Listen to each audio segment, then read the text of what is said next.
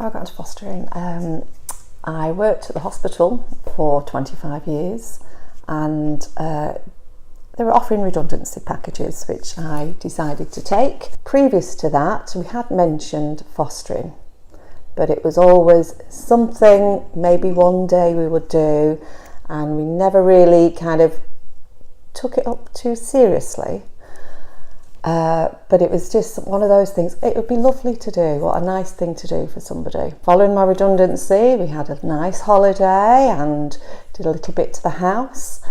And I went out shopping with my eldest daughter, and we were in Preston, and the fostering agency approached us asking if we'd ever thought of fostering.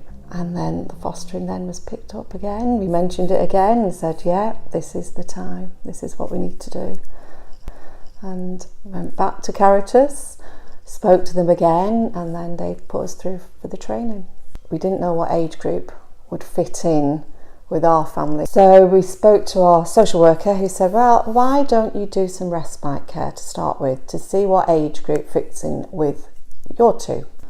And as soon as we'd done the training, which we both thoroughly enjoyed, the phone rang and it was our first placement. I was scared. Oh, it was a stomach churning moment, because you're doubting yourself. You're doubting if it's going to be, are you going to be the right person to look after that child? Are they going to like you? Are they going to like your family? Are they going to like your house? We took a teenage girl, first of all, which was lovely, worked out really well. And then we had a couple of boys that were the similar age to Cameron. We then went forward and said, yes, we'd like to foster long term, but with teenager girls. And then that's when the phone rang and they said, yes, we've got somebody long term. Well, you never know if it's going to be long term, but we've got somebody who needs your help. A young girl who was 14. So she came to see us and stay with us, and Sarah was with, how long was Sarah with us for? 5 years, and she's still very much part of our family. We got a phone call saying there's 2 little girls that need to be looked after, could you go and see them? So spoke to the family about it. They said, yeah. Cameron was, oh yeah, Mum, yeah, please, yeah, go and see them. And that was that. Went to go and see them and came back with them. No carpets in the house. But it's all worked out really well, and that was 6 months ago. Being paid to be a mum, which just sounds mad. I'm at home on my own in the day while the children are at school. And I can just be so organised. So when I come home, all my time is for the children.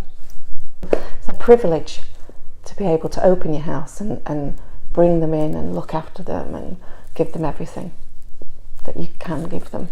They're appreciating everything you do for them when they tell you they love you.